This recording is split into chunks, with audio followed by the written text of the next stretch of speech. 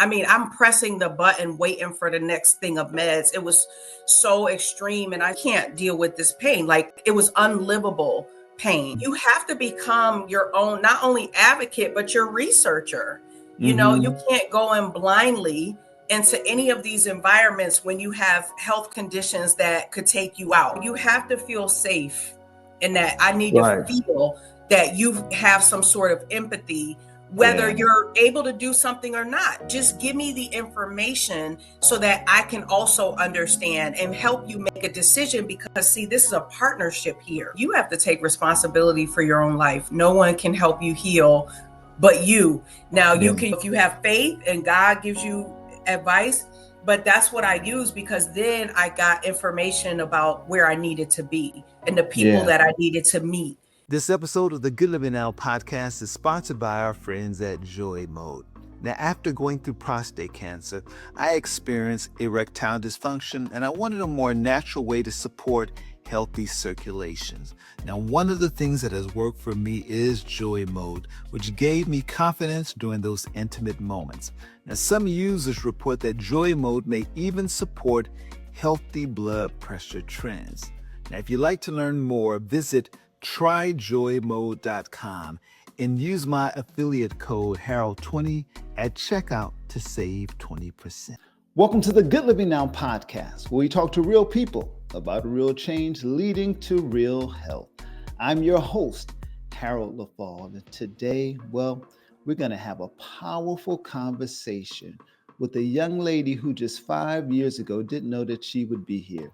She spent 2.5 months in the hospital facing a life-threatening illness, and she was on oral chemo. She's had 9 surgeries, and when I tell you she don't look like what she's been through, not only is she a survivor, she is a thriver.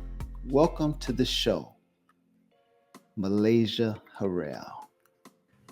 Thank you so much, Harold. I'm so honored to be here with you today. I just love your content. I love your look. I got to taste your juices, everything. Look, Malaysia, when I tell you your story and your journey is just so, it's heart-wrenching, it's inspiring. I felt like at times when hearing your story, I'm like, I just felt like I could, I don't know how you got through all that, you know? And so take us back. So Yeah. was it 5 years ago? About 5 years ago It when all was, this happened? yeah, it was exactly almost 5 years ago. I was, that was the height of COVID, right? So I was active duty at the time, and, we deploy for natural man-made disasters and stuff like that. And so I was deployed to the Navajo Nation, and I was sent there to be a mental health provider for all of the 2 medical centers that are at the most desolate area in the Navajo Nation. And so they sent me by myself. And of course, like every person who needs to thrive and survive, we do what we need to do. It was kind of terrible because there was a lot of death toll at the time, and that was one of the reddest zones probably in the world, because per capita for death. And so I was starting to have a lot of spiritual things going on. Like, I just, the stories that I heard that I hadn't heard in the school books, and my research and things that I knew. And so I just felt like I was out. I almost felt like this, like someone who was pretending to come help. You know what I mean? Because I'm in uniform, and I'm sent there as this, the lead person for the mental health, for the command response team. And I'm thinking, what am I going to teach them about resilience? I could probably learn some things myself, and Right. which I did. I got a chance to talk to a lot of people. And so when I came back, I was exercising, because what do? We know how to take care. I'm a mental health provider. I'm a psychotherapist. I know how to take care. I'm going to do what I tell my patients to do. So, okay. So, I was exercising. And one night, I started having some pain. And one night I tried to get up and I couldn't walk. But I didn't like reach over to wake my husband up. No, I got Mm. this. I'm the strong one. I crawled to the bathroom. Wow. I crawled. And so I'm sitting there on the middle of the bathroom floor and I'm crying. I can't get up. So he Mm. hears me. My husband come gets me. He stands me up. He's like, "What's going on?" And I'm like, "I'm in so much pain. I can't walk." And so again, I did bodybuilding, I did karate, I did races all over the world. So I was like, okay, I know what to do. I'm gonna get my Tiger Balm. I'm gonna get my heat. I'm gonna get my ibuprofen. All the Mm-hmm. things, you know. All the big, yeah. And I tried to do it on my own. Ended up going to the hospital a couple times, and they gave me sent me home, took an x-ray, everything's fine, sent me home. So one day it was like, okay, I don't know what's going on. And it was terrible. So my husband's like, we're going to the military hospital this time. The reason Mm. why they didn't bring me to the military hospital before, because when the ambulance brings you, they bring you to the nearest place. And they didn't even bring me to a hospital. They brought me to a medical center. So that's Oh, crazy. So wow. anyway, I get to Andrews Air Force Base. That's where I started my career in the Air Force. They sent me to Walter Reed Medical Center, and that started the journey. Uh, Mm. that just started Wow. the journey. Wow. And so I get in the hospital, and they're doing all these tests. And Walter Reed Medical Center is a training hospital. So you're going to have residents coming in, you have people with their notebooks. It's supposed to be the premier esteemed medical center in the military. They service for the president, Mm-hmm. of the United States. And so I'm there 4 days. They're doing all these tests, and they're giving me the highest level meds, higher than morphine, and they weren't Oh, working. wow. They didn't work. That didn't work? It didn't work. Imagine being a little bit high, but your pain being so extreme. So I knew spiritually I was transitioning. Mm. And at the time, I didn't think about it, but my grandmother who passed on, who raised me, she had actually came to me in a dream several weeks before. And this was before the pain started. And she basically gave me the message that it was time for me to go with her. And I'm like, cool. Like, where we go? You know what I mean? I get to see my Nana. Yeah. So I didn't think about it at the time, but she was warning me of something. Mm. Because had I let the doctors play with me, like they were, then I wouldn't be here. So essentially, after 4 days, they did all these tests, MRIs, X-ray, everything. They said, Captain Harrell, and again, I'm an '06 captain / colonel, didn't make a difference. They said, we can't find anything. We're sending you home today. And by the way, we're sending in the psychiatrist to do an evaluation on you. Oh, so they think you are, as Yes. my auntie would say, crazy. Yeah. Yeah. Wow. So they're not thinking that the pain is real. They think that you're making this up. Well, Wow. I guess I would hope, in my heart that they didn't think that. But I guess they're saying we can't find anything. So let's just do a mental health evaluation. I mean, I'm pressing the button, waiting for the next thing of meds. It was so extreme, and I can't deal with this pain. Like, it was unlivable pain. It was something like nothing that I've experienced in my whole life. Course, I had to talk to them like I was which I was a medical provider, because if had they put me on the mental health side, then I would have died. I would have died within days. Mm. Yeah. Wow. So you go home, Mhm. they send you No, no, home. no, no. They didn't send me home. I would have They died. okay, okay. So they didn't send you home. So then what happened then though? So then, again, I had to advocate for myself. And so they ended up doing a fluoroscopy. They take this huge needle. It's like something that you would be putting in leather. They put it Mm. all the way in my hip, took a sample. As soon as they got the results, Harold, they're running back in the room, all the staff. And my husband's like, we're scared, because he was there every day, coming after work, sitting with me every night. And so we're like, what's going on? And they're like, you have sepsis. Oh Sepsis. wow. They had to check my heart, everything, because they were going to have to do heart surgery on me. So I actually had two surgeries. I had surgery that day, and 2 days later, I went back in. Now, imagine the amount of blood you're losing for doing such a big, surgery. And so they went in, they tried to just irrigate it, and that didn't work. So they had to go back in and actually cut the leg and cut all the stuff out. And then they put a spacer in, and I had to be on antibiotics for about, I don't know if it was 6 to 8 weeks. And I was on a PIC 24/7 with the medication being dispersed in my system. And so then after that, a couple of months, then they put in the new hip. And so those were 3 surgeries right in a couple of months, and I had to have blood transfusions. I lost so much blood. I had to have iron transfusions. And then of course, so that was that, right? And so you're thinking, okay, that's 2020. We ended the year. Okay, let's get back on track. January, February, I'm going to my hairdresser. I'm on the walker, walking, trying to get in. She looks at my hair. Now, she started doing units for cancer patients. And so she said to me, she was like, Malaysia, your hair's falling out. I think you need to go to the doctor.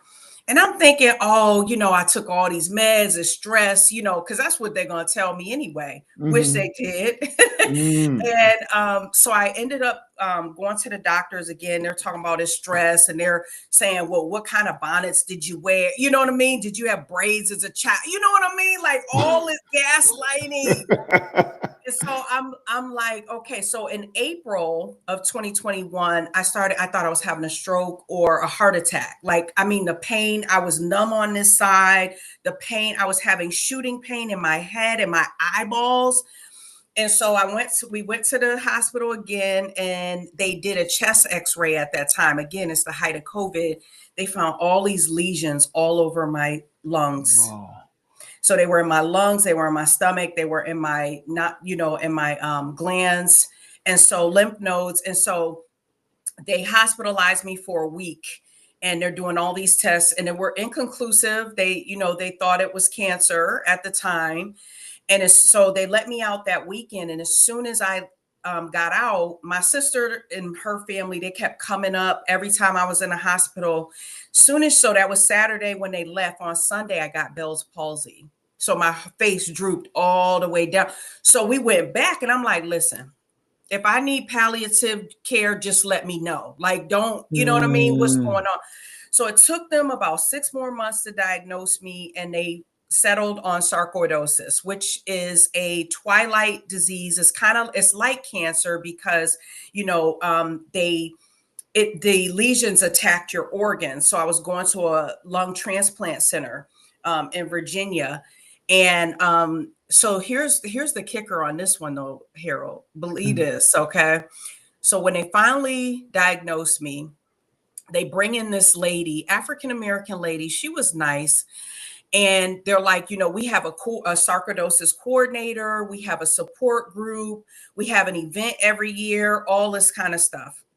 And so, I went in the room and I talked with her, or she came in and talked with me. And I was like, I was very scared. But of course, I never appear that way. I'm going to, I was raised by my grandparents from the South. So we don't come out that way. Right. So I said to her, I never heard of sarcoidosis, and I'm nervous. I'm scared. And she goes, yes, you did. Bernie Mac died of it. Wow. I can't make this stuff. Wow. I cannot. Wow. So I tried to put on my mental health hat, and I said,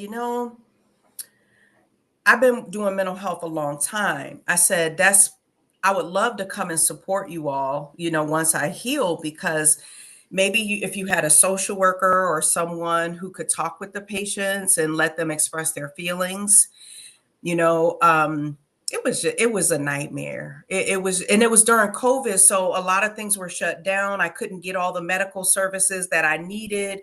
I had all these surgeries, and I don't know. I think, when you talk about resilience, I think I really learned. Maybe I didn't really know what it was, Right. Face death in the eyes, in the eyeballs, it's a different scenario. And so I'm just blessed to be here today and to be able to talk with you and to share my story, not of someone did me wrong or, but awareness, because I don't feel like people of color present the same way. as Yeah. and maybe you're not, maybe the cultural competency doesn't teach that, Yeah. unless I am in the coffin, then I'm not presenting that way, because I didn't Right. think that in my head. I'm thinking, Right. okay, you told me it was fine, I'm going to be fine. Right. But so yeah, just because someone looks a certain way, in the hospital, I actually had my stylist bring clothes to my husband. I wore my clothes during the day. I put my units on. I believe in the power of manifestation and faith filled, just manifesting what you believe is already there. And that's how I healed myself, because I was 254 pounds on all those meds. I was Mm-hmm. stopping breathing at night. My husband was waking me up, and so had I just went the course with what they only prescribed, I Yeah. wouldn't be here, because I would have died in Mm-hmm. another way. I would have had, when I was reading about when you're on prednisone for so long, like a lot of people Mm-hmm. get diabetes. And I'm like, oh, absolutely not. Like that's a whole Mm-hmm. nother. I Right. was like, Right. absolutely not. We're gonna figure it out. And so a lot of prayer, a lot of spiritual work, and that's what really helped in combination with the meds Yeah. as well. But Yeah. yeah, With thank God, you were strong enough and had enough awareness to be your own advocate. And yeah, a lot of people just take what the doctors and the hospitals, they just take what they say, that's right. and a lot of times it doesn't turn out the way your story turned out. No. It doesn't turn out the way your story. Talk a little bit about, because I don't think a lot of times people know how to be an advocate, Mm, when you're talking to a doctor about your pain and what you're going through, you see yeah. this person, they have all these credentials and education, and you may feel inferior, inadequate. How can somebody, when they're going through a medical challenge, crisis, what should they be doing and saying? This is such a good question, Harold, because sometimes when you do come back, people may see you as combative. Like I just saw this post on social media, and it was a lady that was talking about like discrimination in the medical, and she was saying that the terminology that they use for people of non-color, and then people who are of color, and it's like requests and demands, the different language. And so because it's disheartening. So of course Yeah. I wanted to, but of course I was military. I think that helped me, because if I wasn't active duty, then I probably would have reacted completely different, to be honest. And I had such a high level position. Yeah. I kind of had to be. But Yeah. here's the thing. You now have access to AI. So I'm a mental health provider. So I specialize. I'm a subject matter expert in one area. I'm not an expert in the other area. Hmm. So use that to your advantage. And you want to come from a place of inquiry Yeah. and respect and professionalism. So Hmm. just ask AI. And so you're not trying to diagnose yourself. I do. Right. Now I look up and say what it could be. And then Hmm. I just want to go in prepared. I don't want to act like I know, because I don't. There's so many other factors that you need to Yeah. think about, especially with, the new research or whatever. So Hmm. what I do is I'll say, well, give me the questions to ask.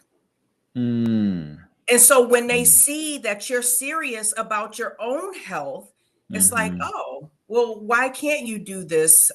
Should we be doing this type of test or that type of Mhm. test? Also, I didn't have AI at the time. I didn't use Mhm. that then, but I had friends, because Mm. we were all in the medical active duty Yeah. community. So I called my friends, my nurse practitioners, my PAs, even some other doctors, that I said, what do you think about this? Mhm. And even when I shared my story later with other health professionals, when I told them about my story, they were like, oh, that sounds like sepsis, before I said it. So Mm. again, it just depends on, maybe, the blood levels didn't say this or didn't say that. But yeah, getting some different medical opinions. And also, here's the key too. You can feel when that person's not in alignment with you. When I was getting Yeah. interrogated about my hair falling out, I Mm-hmm. knew, I was like, I don't ever want to see that doctor again. You can demand to be seen by someone else, because if I'm in a defense posture, I'm not going to heal Mm-hmm. anyways, Yeah. right? Yeah. Because my body's not at rest, Mm-hmm. you know? Mm-hmm. And so, yeah, my neurological system is like, okay, what do we need to do to fight for our lives? So no, you have to feel safe in that area. So I don't care Yeah. what the nature of their nationality, I don't even care about that. I need to Right. feel that you have some sort of empathy, whether Yeah. you're able to do something or not. Just give me the information so that I can also understand and help you make a decision, because see, this is a partnership here, Mm-hmm. right? Mm-hmm. Patient-centered care, whatever they Yeah. call that now. So it's a Right. partnership. Mm-hmm. Yeah. That's good. And so after going through all of that, and then being put on these medications, surgeries, you're not able to be as active. You mentioned you started gaining weight and you got up to like 250 pounds, you said? 254 pounds. And you're normally, your weight before that was, My weight before that was like 180. I was kind of, I was still doing races and yeah. bodybuilding, but I was thick. I had Hmm. muscles. Yeah. And so what did you do? Because you're not 250 pounds now. So what was that Yours journey like? not. Come on now. Yeah, I was a little smaller than this, and then right now I'm about 175, but my goal is to get down to 140, because Mhm. with the back pain and all the pain that I experience, I want Yeah. to come down on that some more. But I did so many different things. But one of the things I did, I joined a healthy alternative, which is Chris Chris, James yeah, we Senior, love and he's Chris. actually the one who connected us. And so I went through this fasting. That's when I was at my highest, actually. Um, no, I might have been like 230 when I actually went through he had this cohort. And Uh-huh. so I couldn't fast completely because I was on so many meds. Mm. But I started doing intermittent fasting. And honestly, I would sleep a lot because the meds just make you sleep. You're on so many drugs for pain and all that. So I was just really sleeping. So if I didn't get up in time or early, then I could sleep longer. So I didn't Mm. have to eat. So I Mm. just timed my eating cycles, intermittent fasting, but I did it around when I had to take my meds. So I would Mm. eat enough, but just learning about fasting, learning about the benefits of autophagy. So Mhm. you have to become your own, not only advocate, but your researcher. You Mhm. can't go in blindly into any of these environments when you have health conditions that could take you out. You have to Yeah. know something about something. And so I Mhm. learned that it was an inflammatory disease. So I did do nutritional counseling with when I went for physical therapy. They had a nutritional counselor there. They put me on an anti-inflammatory diet as Mm. well.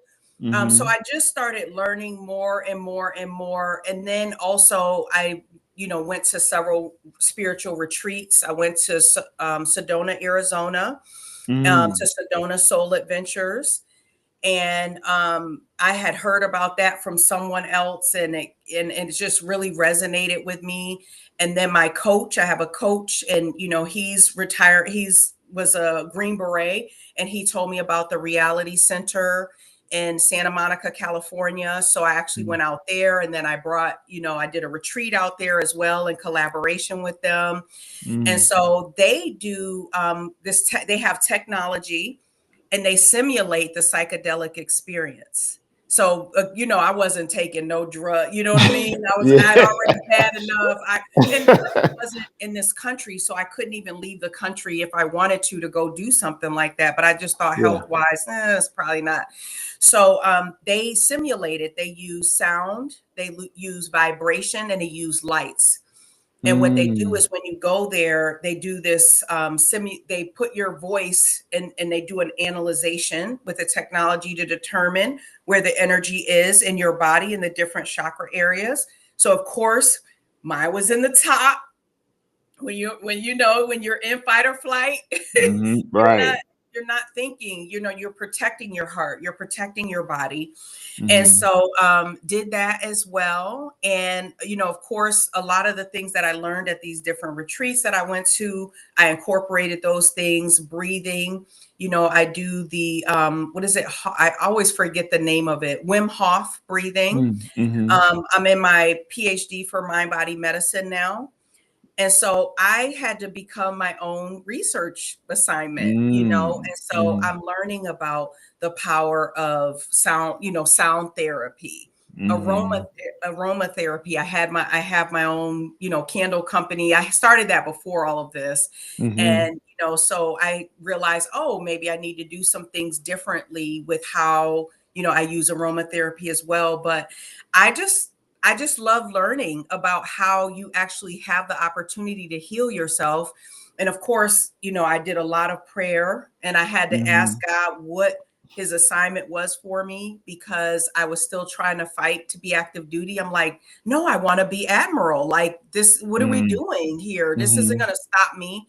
And so, I did a lot of reflecting and I realized that a lot of what I was doing was based on trauma that I experienced Yeah. as a child. So I wanted to have all the titles. I wanted to have all the awards. I wanted everything. All the things. And I wanted to serve because I went in after 9/11. But again, I was serving, but it was also a mask that I was wearing to say I am perfect. Like, look at me now. I Mm. survived.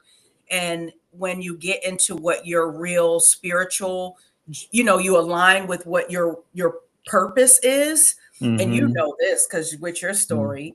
But when you Mm-hmm. align with what your purpose is, the game changes. And that's Yeah. when I actually retired, and I mean, I lost weight, like a lot of weight for my retirement. People were thinking like, oh, she looks really sick. And but the weight just falls off. When I actually was out of Mm. uniform, the weight just fell off. The weight of the expectations, the weight of not really being able to advocate for yourself in the way you really want to and for other Yeah. people. And so it's just been a journey, but I'm excited because I get to meet people like you. Like I wouldn't have probably met you otherwise. Yeah. Yeah. Wow. Malaysia, we talk about healing, a lot of times we just are focused on one area. It's, oh, what you put in your body. But healing really is not just what you put in your body. It's what's going on here and in here, and it's wonderful to see how, it was the weight just, you said the weight just started kind of like falling off when you started taking It care. fell off Oh, even more. It yeah. just fell off even more. I did I did a juice fast. I did Mm-hmm. fruit fast. I did mono. I did every kind of thing, that Mm-hmm. I was doing liquid fasts, Mm-hmm. with the protein because I lost so much muscle, Yeah. and I need to get the muscle back. That's where I Mhm. feel like I'm still kind of deficient. But I just started doing research and because I had headache, these big headaches Mm. and migraines, and I still get those sometimes as well. But, just learning is, again, you're your own research assignment. Yeah. Learn what works Right. for you. And it may Yeah. change. So Right. one thing Over that worked time. in when your body needed that, it may Yeah. change over to something else. But I learned so much about the healing process, how your body works. But when you're like really, really sick, sleep is the best thing that you could do. Mhm. Sleeping Yeah. as much as you can, because your body is continuously, trying to adapt and get itself Yeah. back. And that's when it heals, is when you're Mhm. actually sleeping. So that really Yeah. helped a lot as well. Yeah.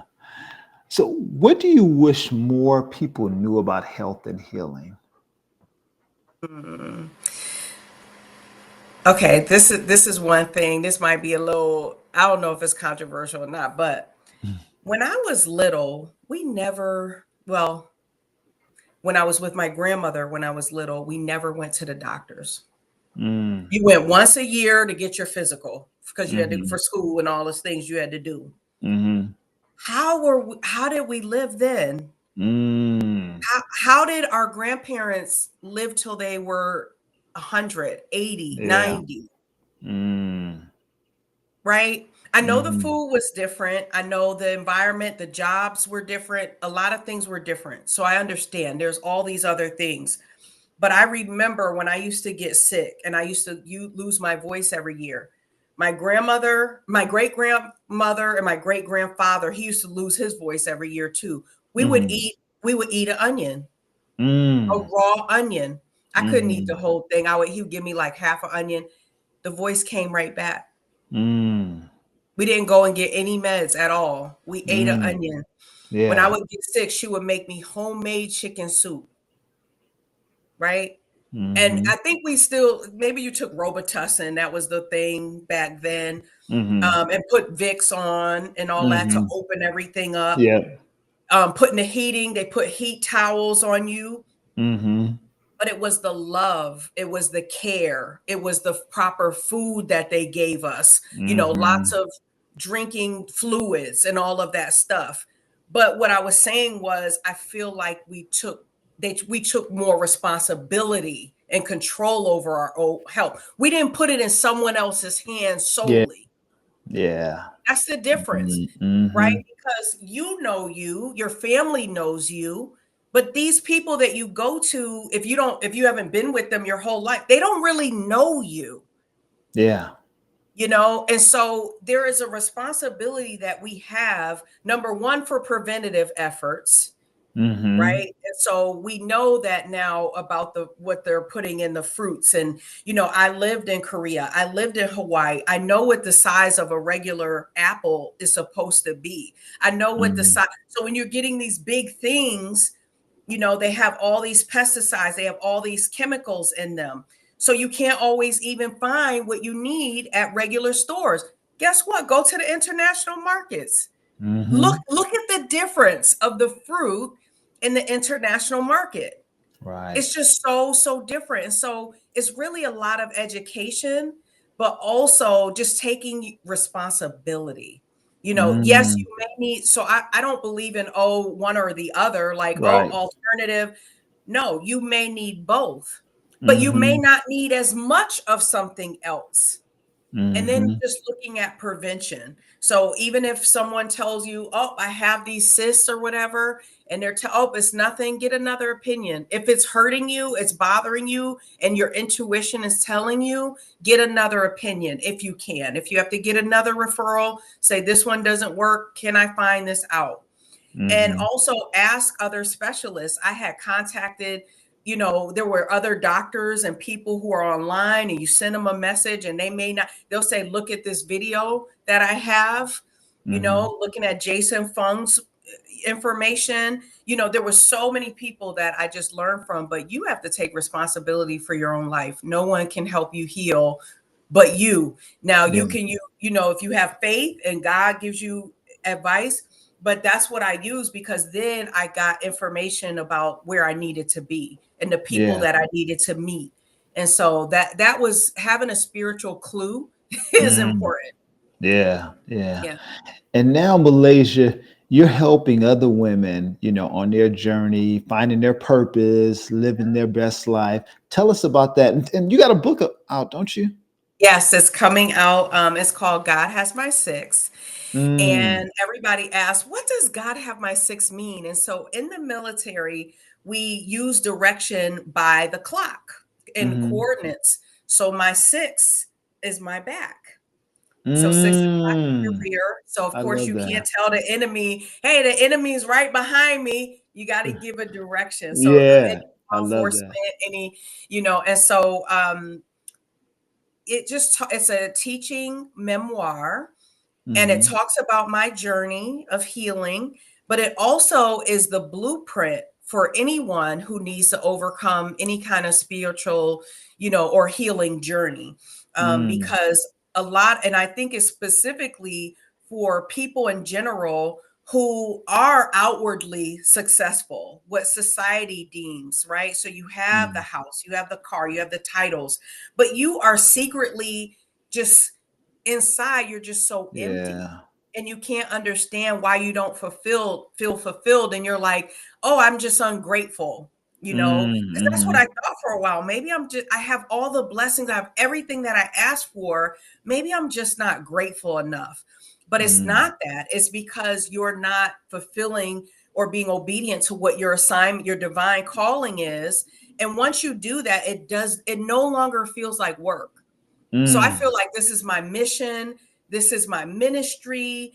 And so I have Blissful Life Consulting, which is a mental health and wellness, holistic wellness solutions that we provide for individuals, groups, and corporations. So if you have teams and corporate wellness, we need it more than ever now in our country. So Mm-hmm. we provide those services and solutions, mental health services, retreats, workshops. And on the coaching side, I'm a spiritual transformation coach. So I help women go from mere success to soul fulfillment. And so Mm. helping them to get clarity about what their divine calling is. A lot of times we have a clue, but because we're so busy and there's so much clutter and there's so much information that continues to come in, we don't actually sit down to release some of the things to get clarity about what that assignment actually is. And once they get it, I've had one of my clients close down her brick and mortar. She had a brick and mortar candle store and gift Mm-hmm. shop. Mm-hmm. She closed it down. She's doing something. She got into a completely different field, ended up getting a full scholarship to get the certification she needs, and was able to get money. It was a paid program, and got money to buy a new car. So it's like, because you Wow. think, oh, I need this money, I can't leave this job. And you'll Mm. see, once you're obedient, how things just come forth and you're provided for. Oh, that's awesome. And Yeah. it's never too late. I think sometimes we get to certain ages and we think we can't make change and we can't pivot. But you can Yeah. pivot at any time, you Yeah. know? You absolutely can. Any age, you look at people who, the what Colonel Sanders, Kentucky Fried Chicken. You look Yeah. at, all the greats who started their Vera Wang starting, Later, right. you know, After 40. Yeah, all these yeah. what? And she's Yeah. the biggest person for gowns, wedding Mm. gowns in the world. Right, right, right, right. Yeah. I Yeah. remember reading this quote by Maya Angelou. She says, "Your 50s are everything you were meant to be." Oh, I Yeah, love I that. love yeah, everything you're meant Yes. to be. Yeah. I started my business in my 50s, my second business in my 50s, at a time when Wow. people thinking about retiring and all this other stuff. And I always wanted to create a life that I didn't have to retire from. So it's like Mhm. I'm like, this is what I'm called to do. This is what Yes. this what gives my life meaning, Yes. what I'm doing. So Yes. how can folks follow you, get in contact with you, be a part of one of your retreats, and get some one-on-one coaching from you? How can they find you on social Yes. media? And what's your website? Yes, thank you. And you talked about a retreat. I actually have one coming up November 10th through 12th in Massanutten, Virginia, DMV. It's about 2.5 hours away from DMV. So a women's retreat. So if people are interested, I'm on mostly all social media platforms, Malaysia H. Harrell on Instagram. And my websites are www.malaysiaharrell.com and blissfullifeconsulting.com. So I have two websites depending on what you're looking for. And of course, I do speaking engagements all over the world, and I'm just panels. So just again, just blessed to be able to serve in this capacity. Using your voice, I found, is very, very important in the healing journey. So, it helps other people, right? So whatever you needed when you were in darkness, this is what you now give back to society when you Yeah. now come over that hump. So Mm. Well, Malaysia, thank you so much for sharing your incredible thank journey you. And I tell you, like the old folks say, you just don't look like what you've been through. Not only you Yes. surviving, you are thriving, sister. you. You are thriving. So thank you Thank so you much for so the work much. that you're doing now. Thank you for having me.